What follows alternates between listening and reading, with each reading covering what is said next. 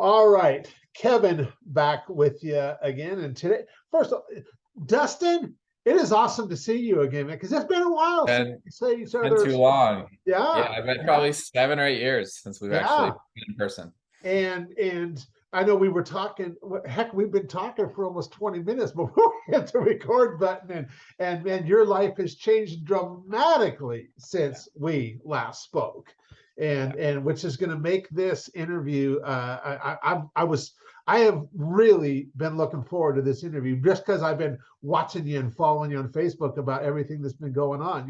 So Thanks for what having me on. I appreciate it. yeah, absolutely. And so what I want to do is I just want to start off. You and I, we met in Genius Network years ago in Joe Polish's mastermind group and kind of became friends there and stuff. And that's where we first met. But like you mentioned, we haven't actually spoke in quite a while. And I ended up reaching out to you because of the changes that have been taking place in your life. And I'm just watching from the sidelines and doing what you do, watching you do what you do. And I'm going to be completely frank. I was just inspired. And I'm like, dang, I want to interview Dustin for the podcast. Sure. and so, Well, thank and you. so, yeah. So why don't we just start by letting you share a little bit about what you do, who you serve. Maybe, I don't know, maybe you want to touch on your background because things have shifted for you pretty substantially. And just give everybody some context on who Dustin is. Yeah, absolutely. So first of all, I am a father and husband. I've got 3 kids, 4, 2, 1, and have a newborn that will be coming, a baby boy via adoption in 2 months. So that is exciting. So got that, and I love doing triathlons. So this was an Ironman. So Nice. done six Ironmans. It's been a big part of my life for a few years now. So I love being active. And yeah, so I owned gyms before. I was a fitness guy, not gyms like traditional ones though. It was more kind of small group training. And I started serving kind of moms, stay-at-home moms was my first kind of target market clientele right out of college. Did that, grew that. Then I started working with 50 to 80-year-olds. So that was kind of our niche, and that was awesome. Changed a lot of lives, and we also created another program for obese people for weight loss. But everything's holistic. It's mindset, it's nutrition, it's community, your environment, all that kind of stuff. So did that, a lot of DVDs. I think I've produced 60 workout DVDs throughout the years, sold around the world, written books and all that kind of stuff. And very passionate about the fitness industry and helping people change their health, which I think can then be a catalyst for changing any other area of their life. And if you would have asked me a few years ago if I would die being a fitness guy, I think I would have said yes. That's what I was going to do the rest of my life. But once I became a father 4 years ago, I really was fortunate. I had an amazing team and staff. We had up to 12 locations at one point, but great team. And so I was able to pull back when I became a dad, took 4.5 months off of work. And then after that, I really only, I worked part-time after that. I was able to spend a lot of time with my family. And through that process, looking back on it now, when you're not in front of in my case, if I'm in front of my clients every day, you just kind of lose your edge. You lose a little bit of that inspiration, I think. And yeah, and then COVID just kind of accelerated the killing of any passion. It was just really hard during COVID in the fitness industry and a lot of industries, of course. But Mhm. and so I just felt God calling me to make a change. And I'd always been interested in real estate. I went to Rich Dad Poor Dad seminars when I was in college, and one of my biggest regrets in life was not buying real estate early on.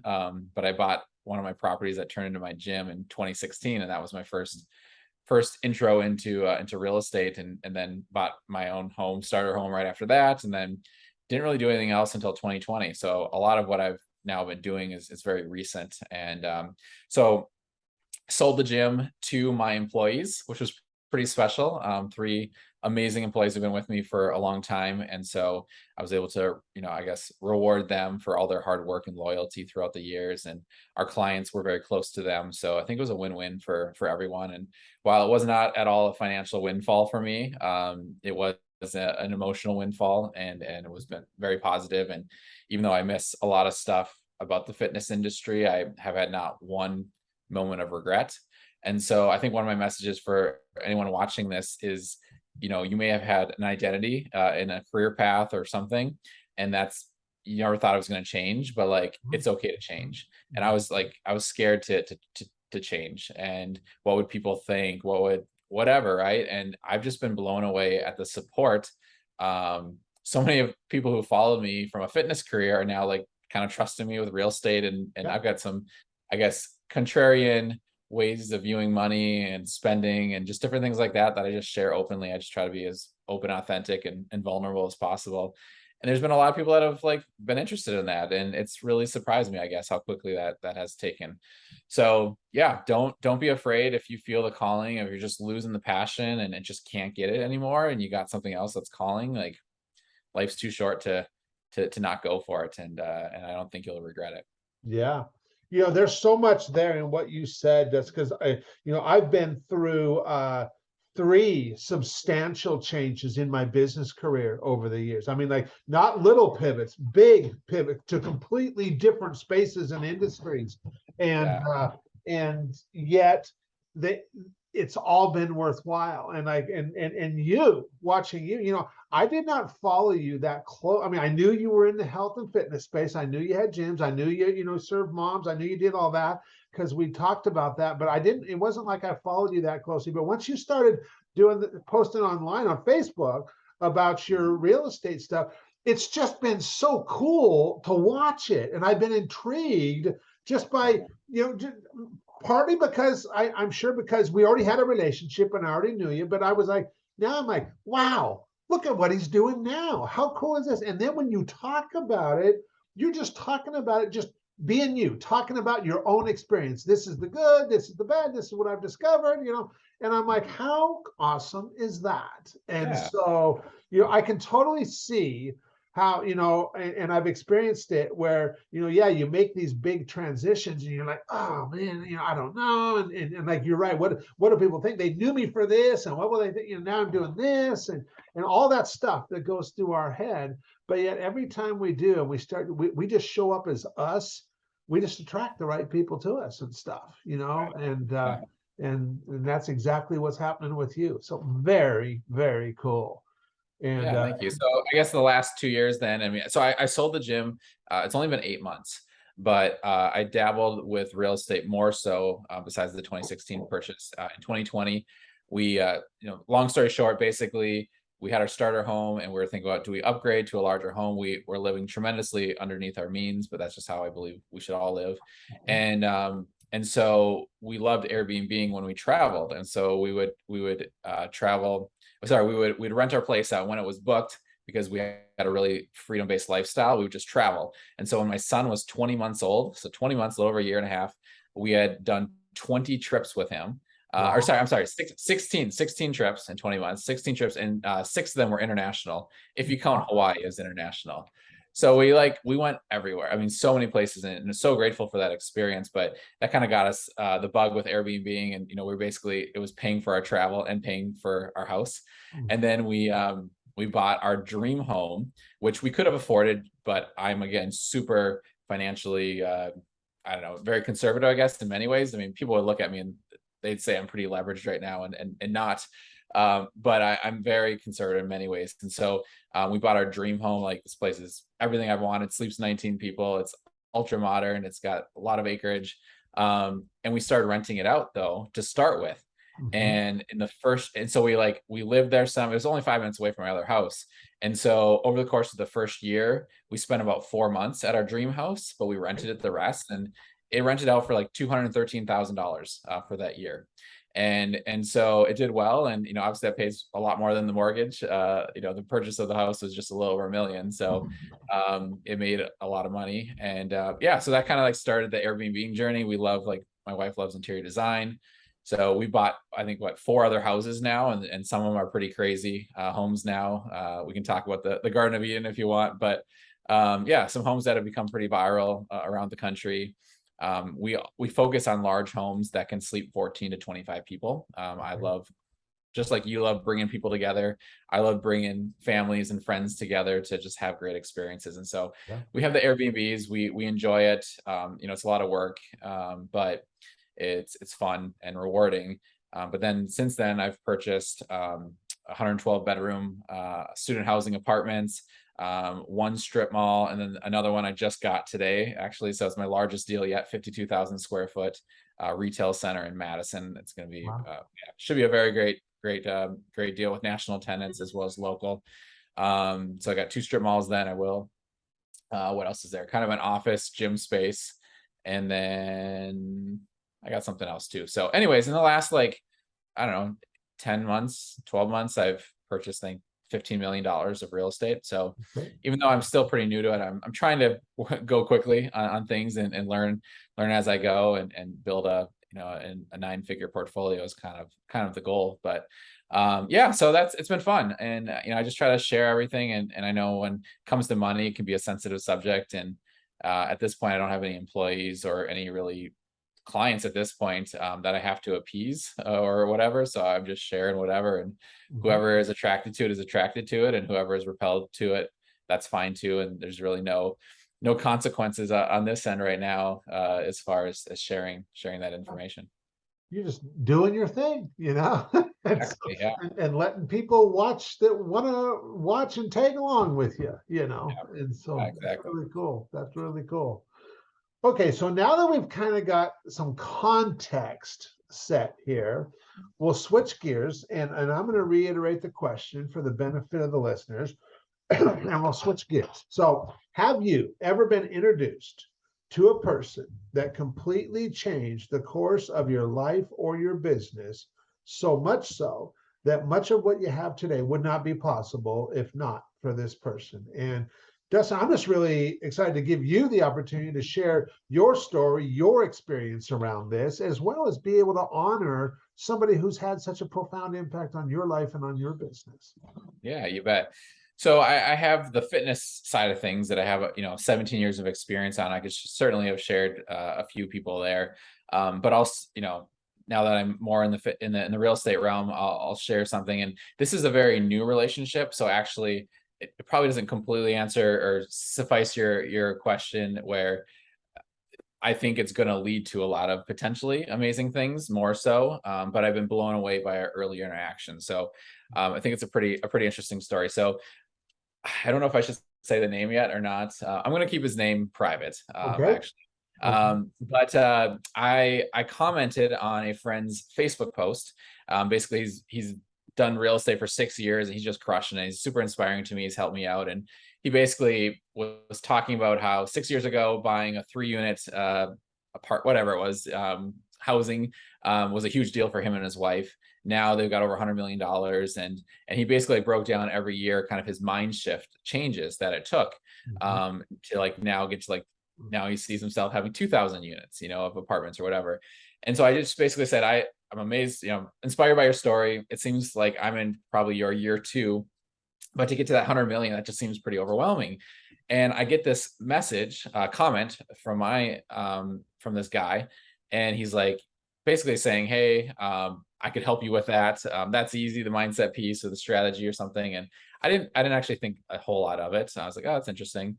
And then I saw he commented on, then he went to my Facebook and he saw a post I did where my wife and I are saving $750,000 in taxes from doing a cost segregation study. So I kind of share the details of how we're doing that and how other people can potentially do that. And he commented on that saying, hey, I'm always looking for ways to save on taxes. And then he sends me a private message saying, hey, you seem like a great guy. I've kind of looked through your profile. I'm just here to give and help. And I've, been blessed in life. And so I can help you with that mindset piece of the strategy. Here's my cell phone. Feel free to call it. And so I messaged him right back, and I didn't really do much due diligence. The only thing I did was I clicked on his profile, and over the last month, he had been to 6 Paul McCartney concerts around the country, all in the front row, and backstage passes. So I was figuring like, okay, he's done something, well in his life at least. But I didn't do like a huge background check. It just felt, I appreciate someone reaching out, and so we spoke for like an hour and 15 minutes the first time. And basically, he's in his early 60s, uber successful entrepreneur. He was from Pakistan, moved to Silicon Valley, started one of the first insurance companies for travelers. And then I guess he was the first online insurance company or something like that. Warren Buffett's been trying to buy his business and he won't sell it to him. And so he's just like super connected. Obviously, he's done very well financially. And but he's just the most genuine giving guy, one of the most kind of like you, just so kind. And when I talked to him the first time, he said in the message, he goes, I'm not expecting anything in return. I'm not, there's no ulterior motive here, I guess. And so we talked for an hour and 15 minutes, just had an amazing conversation. And he was inspired by my goals, and he had asked me my career goals now. And he doesn't know much about real estate, by the way. He's not a real estate guy. And he said, I was like, oh, about, $100 million portfolio over the next 5 to 10 years. He was asking my 5 to 10 year goals. And he goes, that's thinking too small. He's like, that should be like a 2 to 3 year goal. He goes, at least $500 million in 5 to 10 years. And I was like, okay. And so he said, tell you what, he goes, how about I come and fly out to wherever you're at? I'll spend a whole day with you, just kind of helping brainstorm things and maybe make some introductions or whatever. And I was like, really? And it just, again, seems too good to be true. I was like, well, I can come fly out to see you. I was like, that's not a problem. And he's like, okay. He goes, how about this? He goes, that sounds good. I'll fly you out. I'll pay for flights. I'll put you up at the nice hotels, or you can stay with my family, my wife and I, whatever you want. And we'll spend a day together, just kind of working through things. And then he says, he goes, most of my friends can stroke $1 or $2 million checks in their sleep, and he's like, I can put you in a room with them at some point here. And you present to them whatever investment opportunity you want to, and see if they want to go in on something. And he's interested in investing, some money with me as well. So in 2 weeks, probably by the time this thing comes out, I will have flown there with my wife for 3 days to San Francisco. And I have no idea what's going to come of it.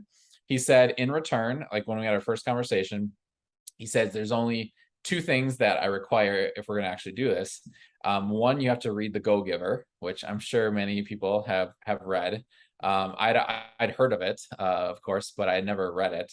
Okay. And he has overnight FedExed over 1,000 copies of that book to people. And he wanted to do that to me. I was like, I'm just go buy it right now. So, but read that book, and it's a great book, and he's become really good friends. He's got some crazy stories, but really good friends with the author and stuff. And then he said, I encourage you to live your life with giving and forgiving as like 2 of your mantras, basically. And so yeah, that was kind of like the preface for it. And then we've had another like hour and a half conversation another day. And yeah, it's just super inspiring. Like the generosity he has in his life has really inspired me. And so how has it helped me so far? I mean, I can't track anything at the moment financially, but I do think it's going to be a great relationship, and he's inspired me already. And he's already, I consider myself a generally generous person, but he's really inspired me to be even more generous. And he talked about generosity for, with your time, which he thinks is obviously the most valuable, which I agree with. And you got money, and then you got like other resources and stuff, generosity, and your network too. Yeah. So yeah, so it was it's been impactful already, and it's almost like a too good to be true sort of relationship. But I've had enough conversations with him that I think he's just genuinely amazing, and he has this criteria he uses with any interaction or relationship he's gonna have, and basically like it has to provide him value, but that value doesn't have to be monetary, right? It can be other things, but if he's giving me advice, if he's investing in me, and it's business related stuff, like I've got to make a lot of money from his advice to help him get his ROI, right? Like just from he just needs to know that I'm not wasting his time, right? Like I'm taking action. I'm doing something good with his investment. And maybe we do deals together, right? And then I actually can financially help him out too. But yeah, so that's been a new relationship, but I thought it was a pretty crazy story. And maybe kind of warrants an answer to your question. So it'd be fun to see a year from now. Dustin, I am just sitting here right now, just in I'm trying to find the words to describe it. I first read The Go-Giver, I believe it was in 2011. Actually, it was because of Genius Network. Bedros Killian, who is another gentleman I met in Genius Network. He was my coach. Bedros was my fitness coach for all. Okay. Yeah. Bedros was the first one to give me a copy of the book, The Go-Giver, way back when it first came out. Yeah. And Bedros told me, he's like, Kevin, you got to read this book. This will change your life. I have read that book like 8 or 9 times since. Wow. Wow. The most recent time I read it was just earlier this year. And I ended up, so I went to my bookshelf to get a copy of it. And I had 2 copies. Well, when I opened the copy up that I grabbed, it had a note inside. Well, that particular copy had been given to me by a friend of mine, Dre Redfern, and he had wrote a note on the inside of it for me. And I was just like, wow, how fitting is it that I grabbed this? Because I forgot all about that Dre had sent me a copy of the book, and I just put it on the shelf next to the other copy that I already had from Bedros. Yeah. And so I made a Facebook post about it because it just, whatever was resonating with me that morning, I was like, I want to write something about it. Well, from that post, a friend of mine who was connected with Bob Berg, the author of that book, he commented on my post and tagged Bob in it. Okay. Who then Bob came and commented. And by then, a bunch of other people were talking about having read the book and the impact it had on their life and all of that kind of stuff. So by the time Bob shows up to Facebook to there later in the day, all these people had already been commenting. And Bob's like, oh my gosh, this is amazing. And so then I ended up getting connected with Bob. I actually got to interview Bob a couple months ago for this podcast, which was way cool. And so I'm like, as I listen to you right now, and when I found out that this guy is like, okay, you need to read The Go-Giver, I'm like, this is a guy who is all about like the guy in that story, Pindar in that story, you know. Yeah. He's been doing this for a long time, Dustin. You ain't the first guy he's done this with. He's done this with a lot of people. And he knows how to spot people. He knows how to choose them. He knows that when he invests in the right people, he doesn't have to worry about where it's going to come back from. He's not worried. He's not looking at, like, when he meets with you, I got to get an ROI. He's not focused on that. He just like knows what he knows. And I know what I know after, years of doing what I do. And like, I get goosebumps hearing you tell this story right here. Yeah. And I am excited. One thing. Yeah, that's very interesting. And one thing to cut you off there, but he said 2 things. He goes, you know what, Dustin? He goes, you're special because he said you responded to a random guy sending a message, just offering help, and you whatever had the humility or the trust or whatever you want to call it to say yes and to pick up the phone and call, right? And so he said that, he goes, most people would never do that. So that part he like was impressed with, appreciated. And then he just said, what was the other thing? He just said, like, I have the gift of being trustworthy or attracting, I forget exactly what he said, but those are like the 2 things that stuck out to him. But yeah, as far as like, just open yourself up there and being open to it and not, so many people would have probably got that and probably deleted the message or just ignored it. Right. And so just taking action and I always give the people the benefit of the doubt, even, though I don't even know who they are many times. I didn't know he was worth what he's worth and has the connections he has. I just was like, all right, this guy seems confident that he can add value to my life somehow. And that's worth a conversation right there. So yeah, totally. And, like you said, right now at this very point in time, you don't know where this relationship will go. Right. But what I can say from my experience, and I'll tell you, I don't know when it was in the Army when I first really discovered the power of relationships. I worked telecommunications, and I get a call one night from a guy who was just like, hey, do you have an open phone line? I would love to be able to call home and talk with my wife. I was down in Honduras at the time for a 6-month tour. And I was like, sure. And so I give this guy a line so he could call home and talk to his wife. And the next night, I get a call. We were in a secure area where my building was. We're in a secure area, and there's that military police out front. I get a call from the military police out front saying, Thompson, there's a full bird colonel out here that wants to talk to you. And I'm thinking like, oh my gosh, what did I do? What happened? And so I go running out there, and the full bird colonel was the guy that I spoke to the night before.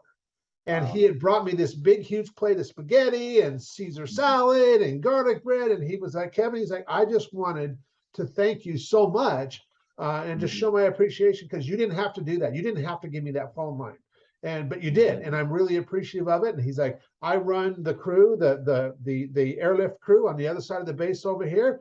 And anytime you want to come over and hang out, he's like, drinks are on me, he said. And that was my very first week in Honduras. This was all the way back in 1985. It was when all this stuff was going on in Central America and stuff. And I was like, man, this is a completely different military environment than I was used to stateside, but yet I was like, wow, I didn't do anything but give this guy a phone line. And it's not common for a full bird colonel to come talk with an enlisted guy like that. I mean, I've never experienced that before, but it really impressed upon me the importance of treating people, even though you don't know who they are. You have no idea who they are. You just treat people like you'd want to be treated. And I've been doing that all my life. And I've always placed such a high value on relationships, and hearing you share the story you just did. I am so stoked I'm definitely going to make a note on my calendar, because I want to follow up with you at least one-on-one and just, okay, tell me what's been going on, Dustin. Right. So, yeah, I'm excited. I have a feeling it's going to be pretty awesome, and together, you guys, I just have this feeling you guys are going to impact a lot of lives with whatever you guys end up doing together, and so. Yeah, time will tell, but it's a cool relationship so far. Yeah. Well, I just want to, thank you so much for taking the time to have this conversation. For anybody listening to this going, dang, Kev, I really like this Dustin guy. I like the way he shows up and all that. How can they find out more about what you're doing? Is it just follow you on Facebook? How can they find out more about what you're up to and just follow? Yeah, I appreciate that. So right now I still use Facebook. For some people that might be old school, but that's what I've used all through. So Dustin Maher, Maher. I'm at the 5,000 friend limit, but you can follow me, or I can delete someone else who I don't interact with. And I also have a newsletter, which I would say just reach out to me through that. And I talk about money and just creative ways to either make it or invest it, or just different things, house hacks and stuff. And I'm always looking for investors too. So if people have a couple $100,000 or more that they're looking to invest, and depending on your tax situation, we can also potentially help a lot with tax reductions through real estate. But yeah, those are the main things right now. And I'm buying real estate, and if you have something to sell, I'm mostly buying in the Midwest right now, but hopefully as I get bigger and bigger and gain more experience, I can go anywhere with that. But right now my comfort level is kind of in the Wisconsin area, from Madison, kind of where I know the best right now. So yeah, I'd love to connect with you. And if you guys have an Airbnb, I consider myself an expert on marketing it, amenitizing it, pricing it, those sorts of things. So feel free to reach out if you have those questions. And again, if you want to get into some bigger deals, I need partners on some of those. So if you want to do that, feel free to reach out. We can chat more. Awesome. Any last words before we call it a wrap? I just appreciate you, and I've followed you as well, your journey, and I think words to describe you are genuine and authentic, and passionate. I think those are three, and kind as well. So I just admire what all you've done, and having the 7 kids is also super inspiring, since I'm now going to be at 4, and I hope to have a few more if I can keep the wife on board with it. So I admire your big family, which takes a tremendous amount of intentionality and energy and focus. And I can't imagine what that's like, but I got a little taste with 3, but that's nothing like what you've done so far. Well, I'll tell you, it has been a blessing for sure. And Yeah, I love having a big family. We've got 7 kids, and as of right now, 6 grandkids. And I know within a couple more years, we'll have some more grandkids. And so, It's gonna be exponential growth for your yeah, the number yeah, of that's grandkids. right. That's right. So, Not gonna be linear. yes, yes. Well, Dustin, thanks again for having this conversation. Really Yeah. appreciate it.